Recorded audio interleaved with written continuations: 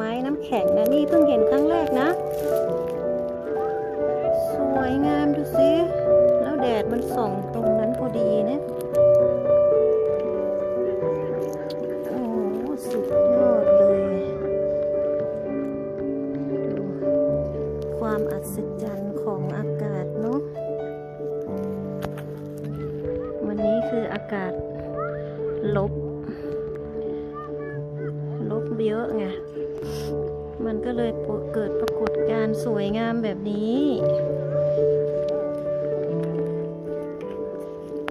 ดูพระอาทิตย์ก็กำลังจะตกดินแล้วได้ภาพที่สวยงามจะมีใครบ้างเหมือนเราบ้างนี่ออกมาแต่ข้างนอกถ่ายรูปช่วยไม่ได้เนาะอะไรก็หยุดเราไม่ได้เนาะคนมันบ้าชอบถ่ายรูปเนาะความหนาวก็หยุดฉันไม่ได้เด้อจ้า